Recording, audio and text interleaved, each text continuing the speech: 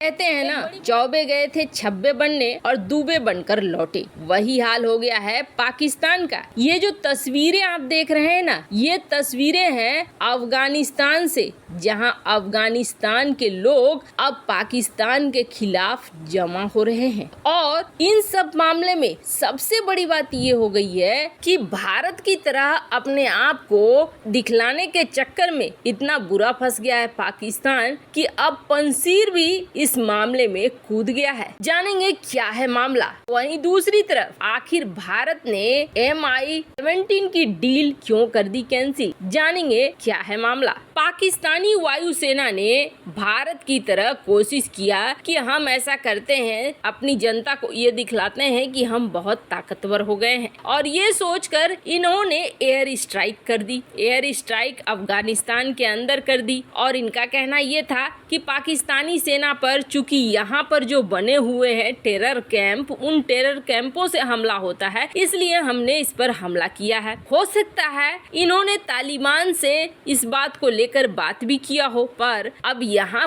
बहुत बड़ी गलती कर दी पाकिस्तान ने। पाकिस्तान ने ये गलती कर दी कि जो हमला किया वो हमला रिफ्यूजी कैंप पे हो गया, जिसमें 41 लोगों के मारे जाने की खबर है, जिसमें बच्चे भी हैं शामिल। अब हुआ क्या है, हुआ ये है कि तालिबानी जमा तो हो रहे हैं, लेकिन तालिबान की जो सरकारी टीवी है या अधिकारी है, वो कोई भी प्रतिक्रिया इस मामले पे नहीं दे रहे हैं कि क्या हो रहा है। जब पाकिस्तान ने एयर स्ट्राइक किया तो सिर्फ एक टोलो न्यूज चैनल जो है अफगानिस्तान का, वो सामने आता है और वो ये कहता है कि पाकिस्तान के एयर स्ट्राइक के दौरान हमारे लोग मारे गए हैं, आम लोग मारे गए हैं। टोलो न्यूज का कहना है कि पाकिस्तानी सेना ने पूर्वी कुनार और दक्षिण पूर्वी खोस्त में 2 क्षेत्रों में हवाई हमले किए, और कहा तो ये जा रहा है कि इसमें से एक हमले में मस्जिद के ऊपर भी निशाना बनाया गया है, और वजीरिस्तान में जो रिफ्यूजियों का कैंप है उसमें कम से कम 30 लोग मारे गए हैं। हालांकि ताजा जो जानकारी है उसके अनुसार 41 लोग ऊपर जा चुके हैं, और अफगान विदेश मंत्रालय इस मामले में अभी कोई टिप्पणी नहीं कर रहा है। तालिबानी लड़ाके जरूर जमा हो रहे हैं, पर ये कुछ बोल नहीं रहे हैं, जिसके बाद ऐसा लग रहा है जैसे कि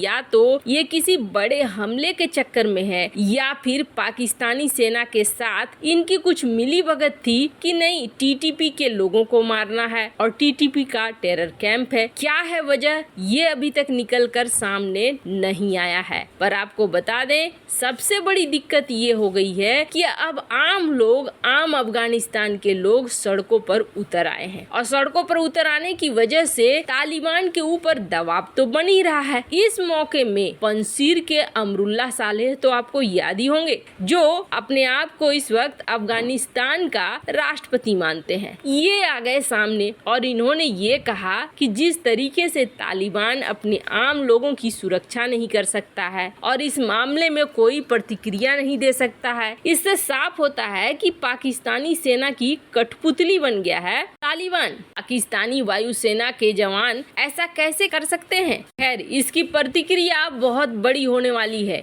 इसलिए इस चीज को आप गांठ बांध लें कि जल्द ही आपको पाकिस्तान में एक बहुत बड़ी एक्टिविटी देखने को जरूर मिलेगी। वैसे पाकिस्तान इस वक्त कुछ इंच दूर है गृह युद्ध से, और ये बात एक्सपर्ट मान रहे हैं कि जिस तरीके से पाकिस्तान में एक तरफ इमरान खान खड़ा हो गया है, दूसरी तरफ शहबाज शरीफ के समर्थक खड़े हो गए हैं, और तीसरी तरफ सेना है, उसे लेकर ये आशंका जाहिर की जा रही है कि कभी भी पाकिस्तान के अंदर गृह युद्ध हो जाएगा, और ऊपर से अब तालिबानियों के ऊपर दबाव बनेगा कि ये पाकिस्तान से एक्शन ले। अब किसी बड़े हंगामे का इंतजार कर सकते हैं। वहीं दूसरी तरफ भारत ने एक बड़ा निर्णय लिया, और ये निर्णय थोड़ा लोगों को अचंभित जरूर कर रहा है, पर आपको बता दें, भारत ने ये निर्णय किसी के दबाव में नहीं लिया गया है। आप ये सोच रहे हैं कि अभी अभी अमेरिका से 2+2 की मीटिंग हुई और भारत के विदेश मंत्री, रक्षा मंत्री आए, शायद वहाँ पे बाइडेन ने ये कहा था कि आप रूस रूस के हथियारों को मत खरीदो, इसलिए भारत ने ऐसा किया, पर ये गलत। भारत ने पहले ही फैसला लिया था और ये फैसला क्या CDS बिपिन रावत की वजह से लिया गया था। जानेंगे क्या है कारण जिसकी वजह से Mi-17 की डील भारत ने तोड़ दी। भारत 139 Mi-17 को इस्तेमाल करता है। कुछ हैं जो V5 है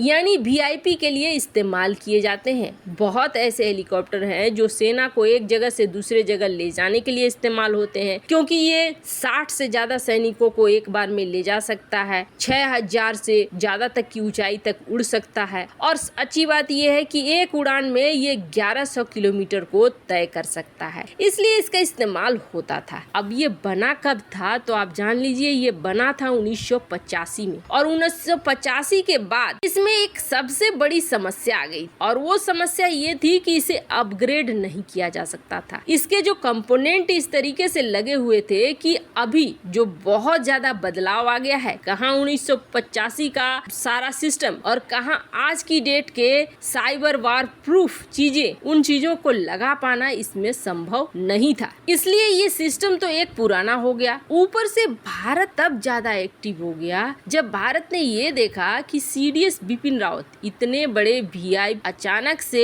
एक हेलीकॉप्टर दुर्घटना में अगर उनकी मौत हो जाती है तो ये जरूर कान खड़े करने वाली बात। भारत को Mi-17 नहीं चाहिए तो फिर भारत हेलीकॉप्टर कहाँ से लाएगा? तो आपको बता दें, भारत अपने खुद हेलीकॉप्टर ध्रुव का इस्तेमाल करेगा। और क्या आपको लगता है कि ध्रुव Mi-17 से मुकाबला कर पाएगा? तो आपको बता दें, HAL ने सचमुच इसमें बहुत सारे बदलाव किए हैं और भी बदलाव हो रहे हैं। आप ऐसे समझिए, मालदीव में भारत ने अपने ध्रुव हेलीकॉप्टर को दिया है, साथ ही ये भी कहा है कि हमारे पायलट, हमारे मिलिट्री पर्सनल इसको उड़ाएंगे। अब यही वजह है कि मालदीव मुद्दा बना रहा है कि भारतीय हेलीकॉप्टर और भारतीय पर्सनल है और ये विमान एक टोही विमान की तरह काम करता है। इसके रडार, इसके सेंसर सूचनाएं पहुंचाते हैं और मालदीव के जो विपक्षी दल हैं उनको लगता है कि ये सूचनाएं भारत को मालदीव के बारे में बहुत बड़ी मदद पहुंचा रही है। कुल मिलाकर कहें कि हेलीकॉप्टर का ये वर्जन हमारे खुद के इस्तेमाल के लिए भी सही है और जैसा कि हमने पहले भी कहा है, हथियार और इंटरनेट सेवाएं हमेशा अपने खुद के देश की होनी चाहिए। अब ऐसे ऐसे सिस्टम बन गए हैं कि कौन सा देश किस पर नजर रख रहा है, अपने ही हथियारों से, अपने ही डिवाइस से कहना मुश्किल है। कई बार हमने ये खबर भी देखी है कि चीनी